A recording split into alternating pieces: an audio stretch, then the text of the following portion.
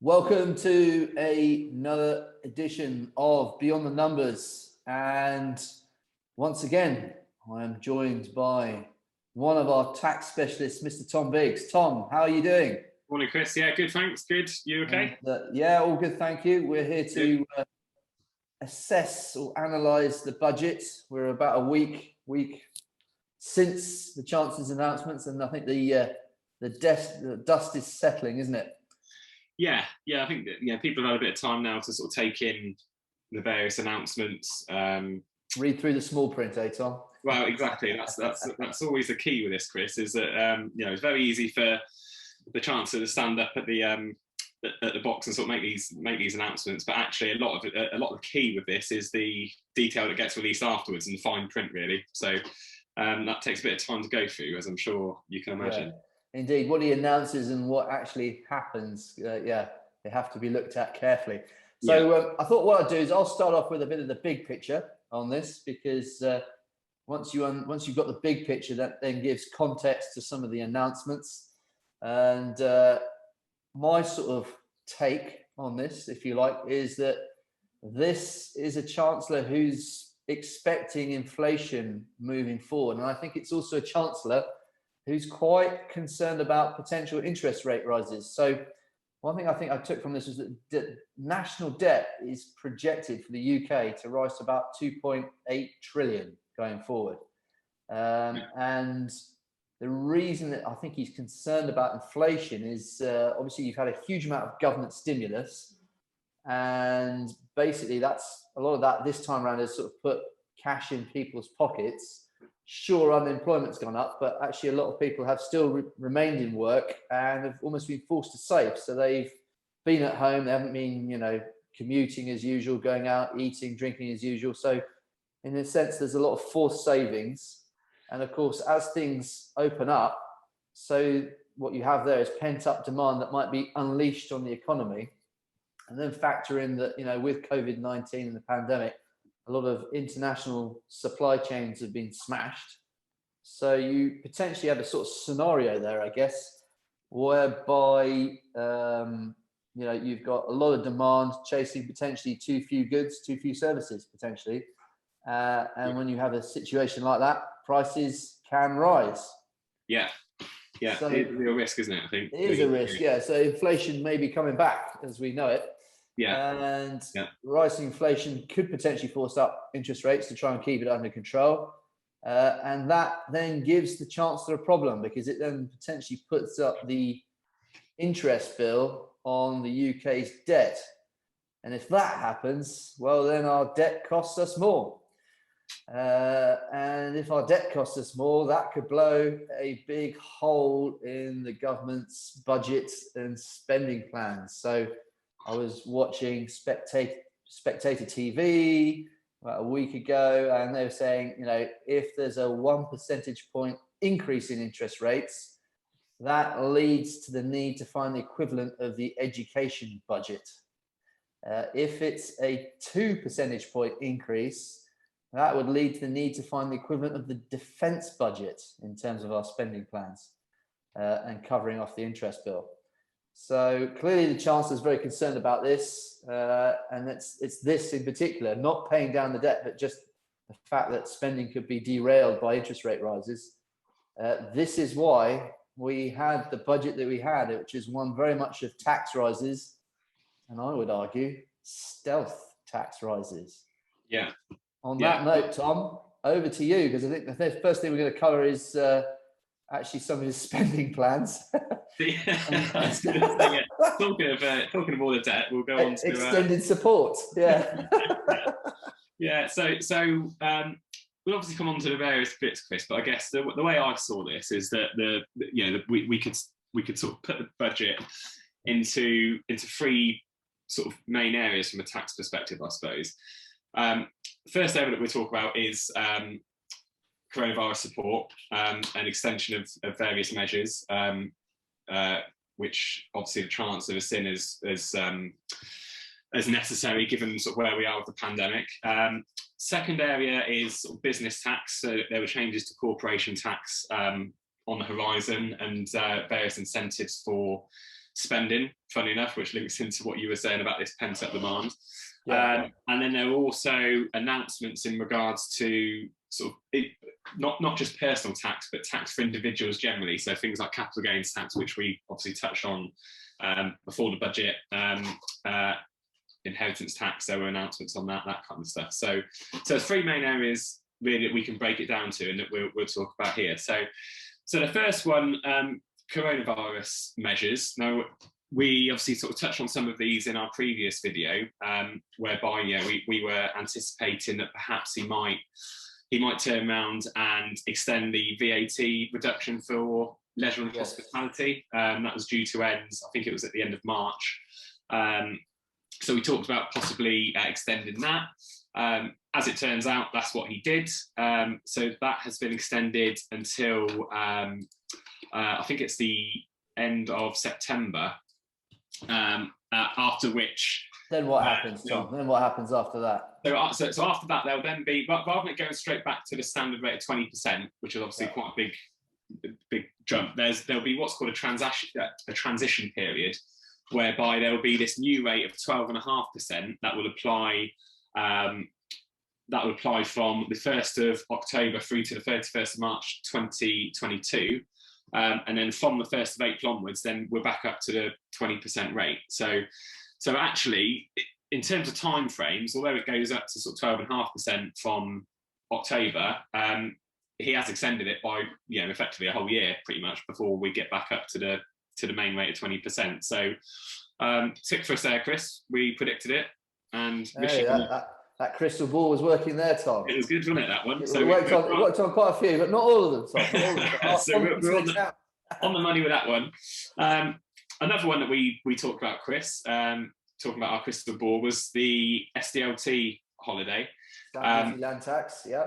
That's it, yeah. So obviously for people moving, there was the reduction in stamp duty. So in the vast majority of cases, people wouldn't be paying any stamp duty up to I think it was 500,000, the threshold.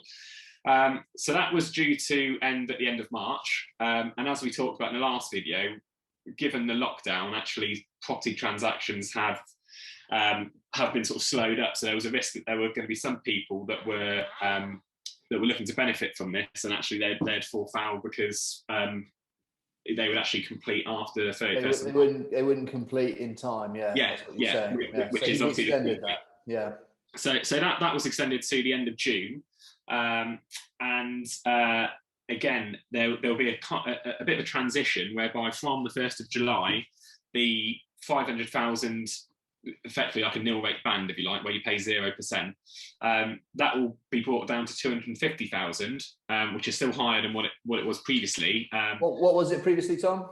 Previously, I think it was 125, which is what it's going to return back to. It's gradually moving down that way. It will gradually move down, yes. So again, it's not a cliff edge, if you like, whereby we'll go from the reduced measure straight back to how it was before. We've got a bit of a transition period. So another tick for us, Chris. We got that one right. Hey, well done. Starting with all the good news, Tom? This is good, this, isn't it? If only it carried on like this, good.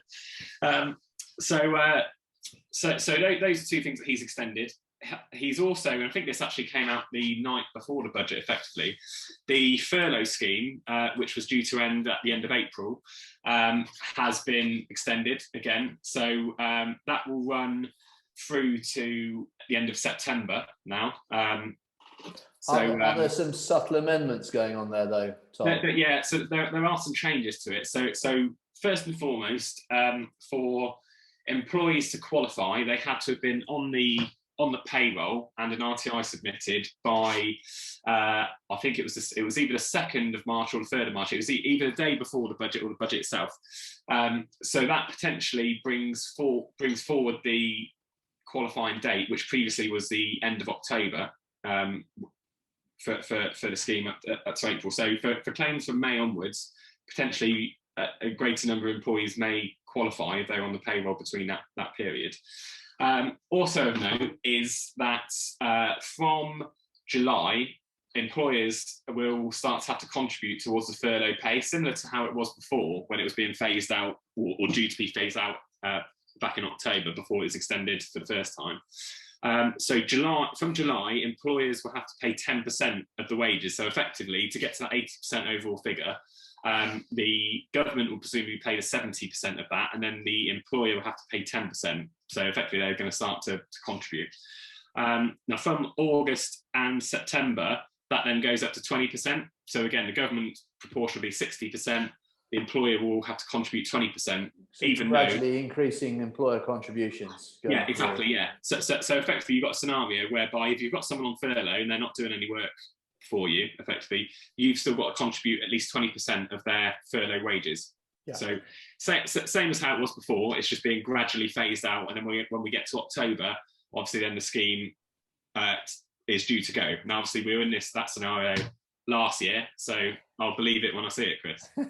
Well, I note some of the sage scientific advisors saying, well, there could be another outbreak in the winter. Yeah, late summer going into the winter. So yeah, I guess we'll see. I mean, that obviously seems to be the plan, that it will be phased out completely as of October. We shall see. We shall see. Yeah. So the jury's out on that one. Okay. So the jury's out on that one, but yeah, in theory, that's what's due to happen. Now, similarly, with the self-employment income support, again, that was due to come to an end. There's now going to be a further 2 more grants. So there'll be one that covers February to April, which will cover 80% of 3 months average trading profits. You need to have had your personal tax return submitted for 1920 by midnight on the 2nd of March in order to claim that grant. So that one come in, and then there's going to be a 5th and final grant, technically, subject to it being extended again, coming in that will cover May to September. And that will be based on what effectively a turnover test. So if your turnover's fallen by 30% or more, your grant will be 80%, similar to the 4th one. If actually your turnover's fallen by less than 30%, your grant will be 30% effectively. So you've got a difference depending on effectively how much you've suffered, if you like, how much your turnover has been impacted by coronavirus. By COVID, yeah. So an extension nonetheless, which is obviously good news in terms of trying to transition out of lockdown, and hopefully if the Prime Minister delivers on his dates for completely easing things at the end of June, hopefully we'll be back to some sort of normality, I suppose. Sorry, excuse me, if he delivers. Oh, right, okay. We will see, Chris. So again, who knows? Yes. So an extension of all those bits, which hopefully will help both businesses and individuals. But obviously, the plan is for them gradually to be phased out. So, despite all the discussion from the Chancellor about the debt being where it is, first thing was that we're going to be spending more and extending this, which obviously is just where we are. So that's sort of the first. To be expected. Yeah. So that's support. Obviously, we're not covering everything in this because we could be here till Christmas if we did. Then we're sort of moving on to business taxes. We're going to start with corporation tax. Now, you Tom, in our previous video, which you can catch on our website and on YouTube, you weren't sure that he'd do this. You were skeptical that he would go this route, but he has gone with it. What's he done with corporation tax? I'll address that first, though, Chris. I was sceptical they'd get it through now, given where we are. And what I would say is that any changes are coming in April 23. So I'm going to take this as a bit of a it's a win. You think it's a win? I think it's a half win, because he wasn't looking to push it through now, but it is going to go through at some point. So this was kind of almost the headline of the budget, was corporation tax going up. So the plan from April 23 is that corporation tax will rise to a headline rate of 25%. So currently we're in a position where every company pays 19%, regardless of your profits or size. You've just got one level of whatever size you are, you pay the 19%. 19% on your taxable profits. That's right. Limited companies. Yeah. So what's going to happen from April 23 is there's going to be a headline rate of 25%. And that will apply to taxable profits over £250,000. In broad terms, there'll be certain certain rules, like with associated companies, I think, where those thresholds will be divided by group companies, that kind of stuff, but won't go into that for now. But in general terms, for a standalone company, if your profits are over 250,000, your taxable profits, you're going to be subject to a corporation tax rate of 25% rather than 19% as it is currently. Yeah. Now, for sort of small companies, if you like, there's almost like it used to be referred to as like a small profits rate, if you like. So if your taxable profits are £50,000 or less, you're still going to be at the 19% corporation tax rate. So if you're below that. And what if you're in between? Well, you'll come to that in a minute, won't you? I'll come on to that, Chris. I'll come on to that. There we go. Yeah. Preempting it. Sorry. So if your taxable profits are less than 50,000, you won't actually notice any difference in the corporation tax rate. Right. Which I think the Chancellor was quite keen to point out. Actually, I think there was something announced whereby he felt as though it'd only be 10% of companies maybe that would be subject to the higher rate or something like that. But anyway, it's that's kind of where we are now. As you've stated, we've obviously got a difference between the 50,000 lower rate and the 250,000 headline rate.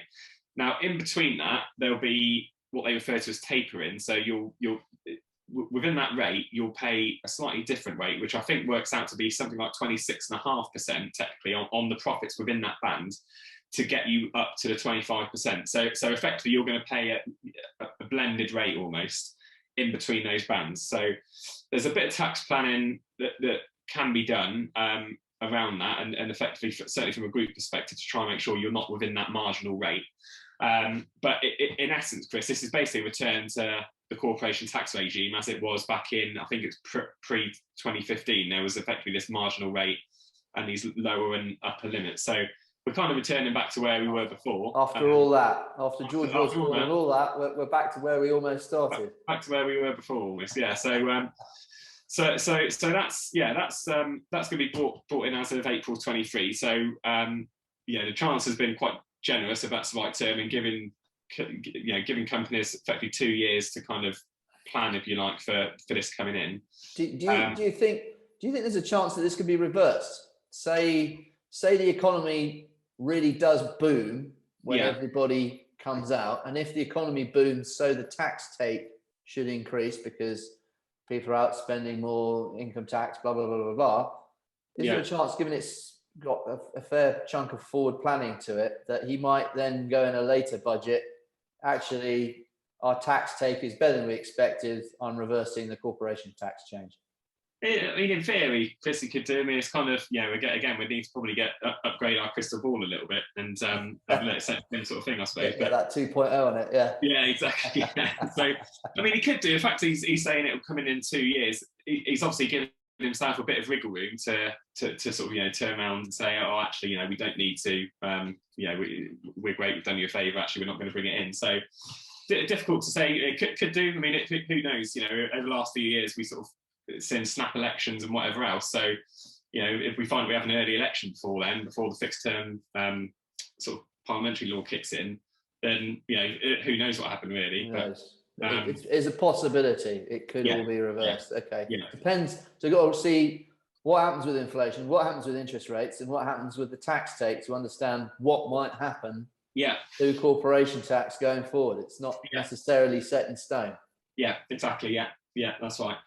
Now, one thing sort of linked to the corporation tax, which is actually coming in sooner than the April 23 date, is that the Chancellor announced this super deduction, he called it. Now, I think he probably needs to get a new PR company, because surely he can come up with a better name than super deduction for this particular tax allowance. But basically, from the 1st of April 21, if you incur expenditure on certain they call it qualifying plant and machinery generally.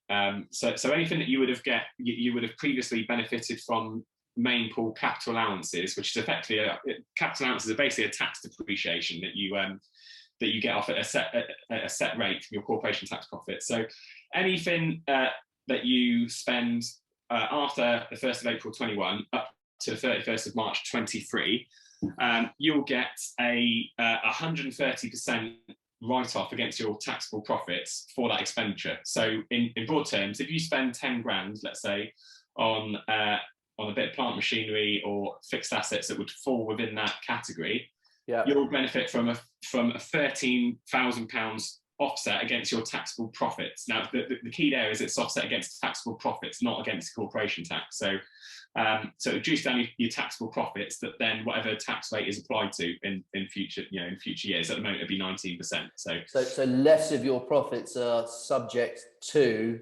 corporation tax. Yeah, effectively, it's going to reduce down if you qualify for that. Super deduction in terms of capital allowances that you mentioned. Yeah, that's it. Yeah, so effectively, you're getting an extra 30% of the cost written off against your taxable profits, basically. So now the key is there that it's obviously capital allowances can apply to unincorporated businesses. It's not just companies that are within the capital allowance regime.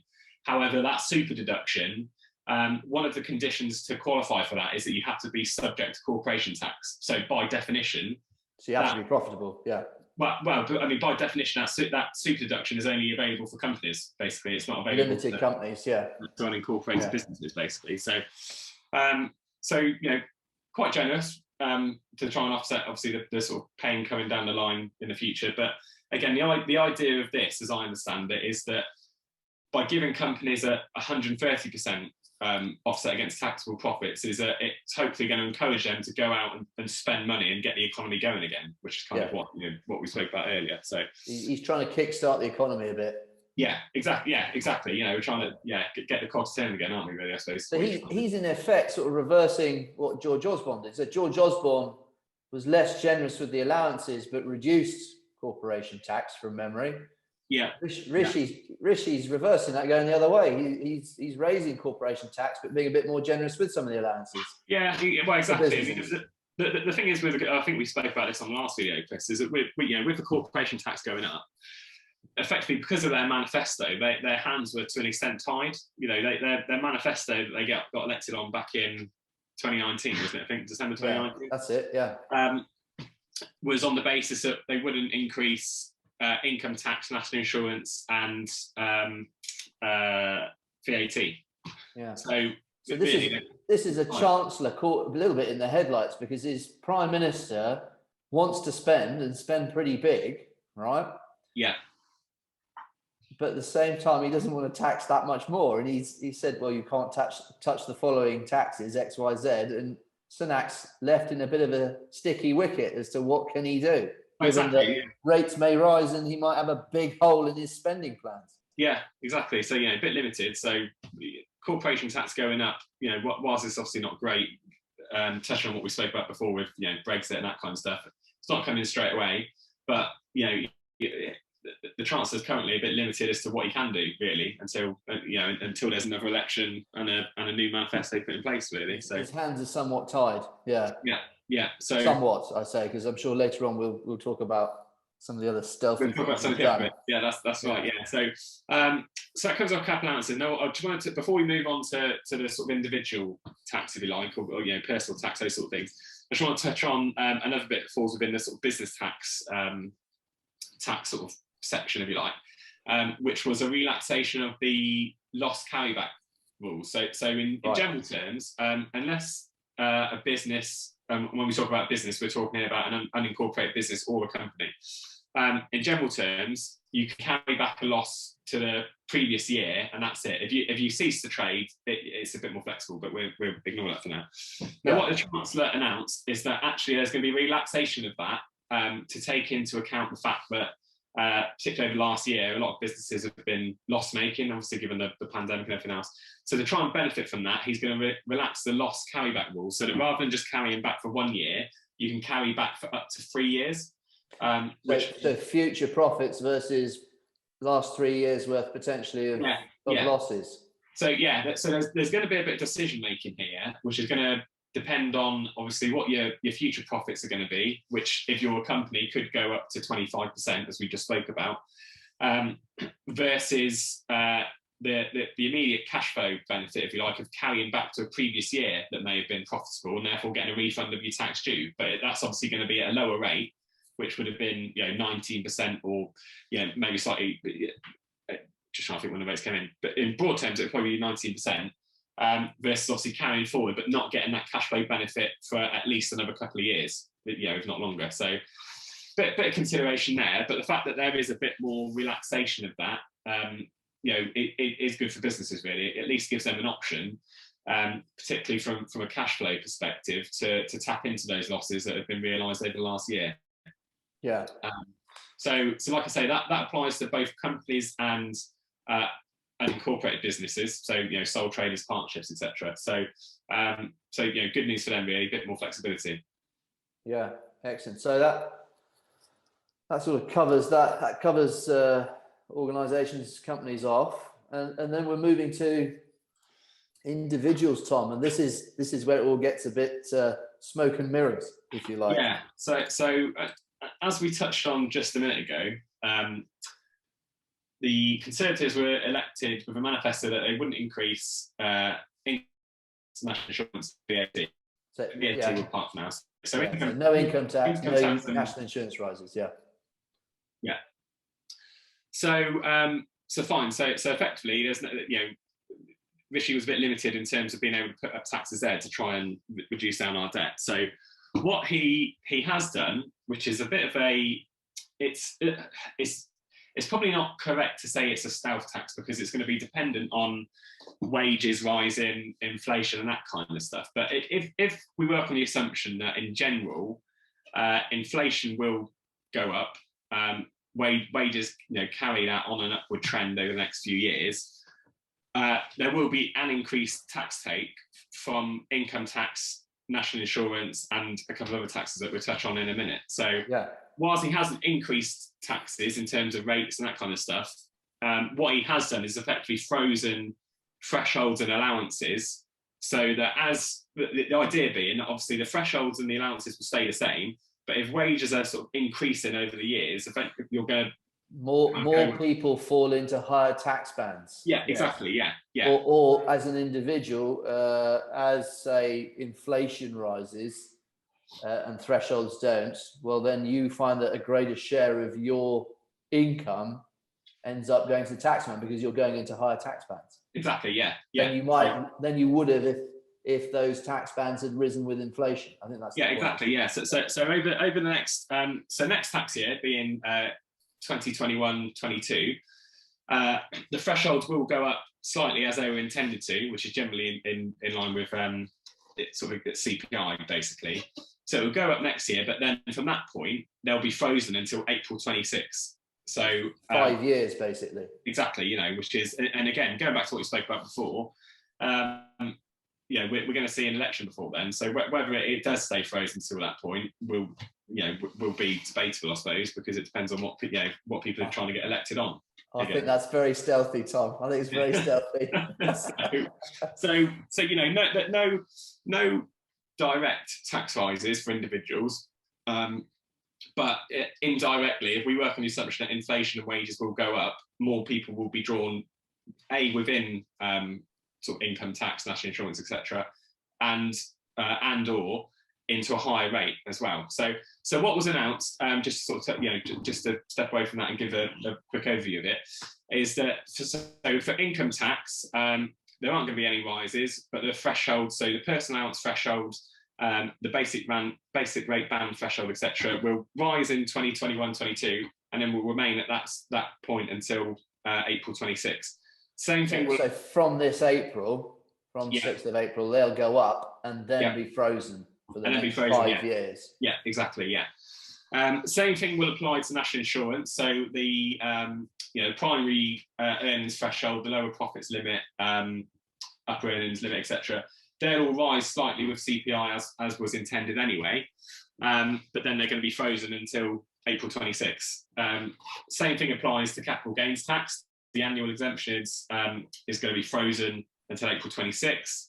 The pensions savings tax, so the lifetime allowance, that's going to be frozen until April 26. And inheritance tax and nil rate band, which we spoke about in the previous video, that is going to stay at 325 grand, and also the resident nil rate band, the other one for private properties, it's going to stay at 175 grand until April 26.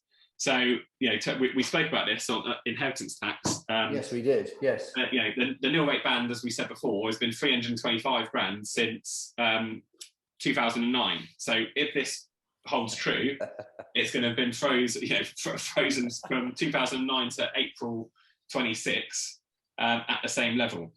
So it's obviously a nice little learner, that one. Pretty good, isn't it? It's pretty good, especially with how property prices in particular have sort of risen in that point. It's yes. Not bad, is it? But nice. So broad terms, no direct rises, but probably indirectly there will be an increased tax take through those measures. Yeah, got it. So well, I'll put a personal opinion on that. I think it's very stealthy, as I said. Yeah, it's stealthy. Yeah, you're right. It's that. I mean, if you wanted to sort of look at optimistically almost, you could say he's actually been quite clever, because he's kind of he's kept his manifesto pledge by not increasing taxes, but by freezing it, he has managed to increase the tax take from those areas anyway. Yeah, so it's clever. It's shrewd. Yes. Yeah. I think Gordon Brown was particularly fond of freezing thresholds to get people into higher tax bands and things like that. So it's again, it's sort of, he's either reversing what one of the previous chancellors done, or he's reintroducing things from the past. Yeah, exactly. And I mean, it's similar. It's funny enough, because actually touching on that, it's not necessarily directly within that, but one thing that was brought in was this mortgage guarantee scheme. Yes. Which is effectively a government-backed scheme whereby people can tap into to buying a property with a 5% deposit. Now, you saying just then about tapping into things that previous politicians brought in. This is fairly similar to the Help to Buy scheme that George Osborne and David Cameron brought in. Go on, Tom. Give your opinion on that. Well, so stuff you read is that it didn't really work out the way that it was intended, because effectively, from my understanding, is it kind of pushed property prices up, which kind of then it becomes a bit of a sort of vicious circle. Its intention was just to help first-time buyers onto the ladder, given how high property prices were relative to incomes, average incomes, that kind of thing. Yeah, exactly. So, the more you stoke up demand.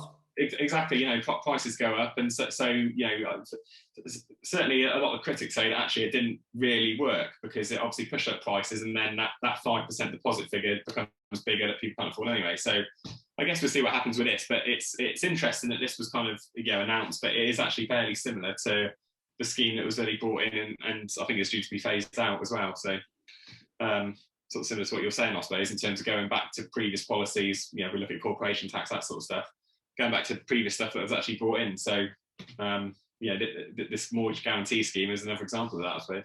Yeah. So it's a bit like sort of fiddling and tinkering. There's a budget of plenty of fiddling and tinkering around the edges. Yeah. I mean, really, apart from obviously what we spoke about, there wasn't a massive amount when we look at tax, really, other than those bits there. But I think coming full circle and going back to what you spoke about at the start, the fact that he stood there and talked about the debt pile and the fact that, if interest rates go up, there is this big risk. Just because they hadn't brought in some of those bits that we spoke about in the last video, so the capital gains rises direct, that sort of stuff, I'd be surprised if they aren't brought in at some point, because my personal feeling is that the reason he stood there and said, kind of laid it fairly bare to everyone that we are in this massive debt pile, is that it then kind of paves expectations moving forward that actually taxes probably will go up at some point. Not going up now, because technically we're still in a lockdown, so not gone up now. It'd been difficult to sort of suddenly start pushing a lot of taxes up now. But I'd be surprised if some of those bits that we spoke about in the last video aren't actually brought in at some point over the next sort of few years or whatever. So it's your classic debt scenario: spend today, pay for it tomorrow. Yeah, exactly. And like you said at the start, really, this threat of interest rates going up is a real threat, given the level of debt that we've currently got. Yeah. Well, all right, that's interesting. I think that covers almost everything, doesn't it, Tom? I think so. Yeah, like I say, they were the main bits. There's a few other bits in there, fine detail and stuff, but they're the sort of main bits, really, I think, Chris. Well, I'll finish up on a topic that I've probably mentioned in posts and on the Wellers blog in the past, and in conversation with you on the podcast. I think the biggest issue that I see that successive chancellors don't seem to address is the state and size of the tax code. So, I believe it's now something like 21,000 pages, or it was prior to this budget, equating to something like 11 million words, or 10 or 11 million words. That's almost as gargantuan as the UK's national debt. And we have an Office of Tax Simplification, and we've had that for a while. And yet, the tax code, we don't seem to see legislation being cut or reduced. We just seem to see chancellors fiddling around the edges and adding more. And I think, that must be, no one individual can know what all of that is and understand and know the whole of the tax code. It's too big. I think 11 million words, I think they're saying is more than the average person reads in their lifetime. Yeah. So yeah. Putting a personal opinion forward here, I can't see how that's good for the UK economy. The opportunity cost for people navigating the tax code, understanding it, filing their tax returns, trying to achieve legitimate tax savings using reliefs, must take up a huge amount of time and money that frankly could potentially be put into other possibly more productive means. I think you have to look back to the 1980s and Nigel Lawson for the last chancellor who actually started removing taxes and cutting tax legislation. Since then, certainly through the 1990s, 2000s, 2010s, chancellors have just added more and more and more. And now we have this gargantuan book, if you like, that no one person could read the whole of in their lifetime, let alone understand it all. And I think the Office for Tax Simplification, correct me if I'm wrong, Tom, but they seem to just be in anti-avoidance measures, whereby for every announcement that's made, they then create more legislation to guard against potential tax avoidance issues. Yeah, I think you're right. I think there's, to an extent, the trouble is that that there's probably an element of kind of having to close certain loopholes and that kind of thing in the legislation when things are introduced and are meant to be used in such a way.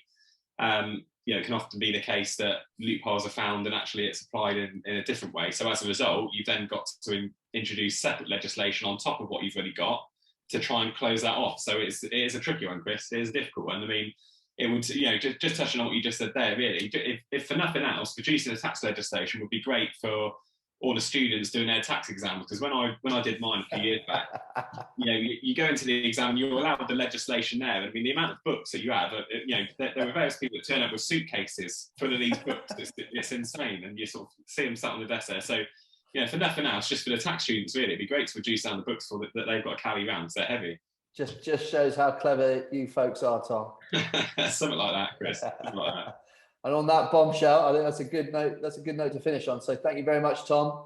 And be sure to tune into the Wellers blog for more analysis on the budget and all sorts of other tax matters, especially corporation tax, which is explained on there. Thank you, Tom. Thanks, Chris.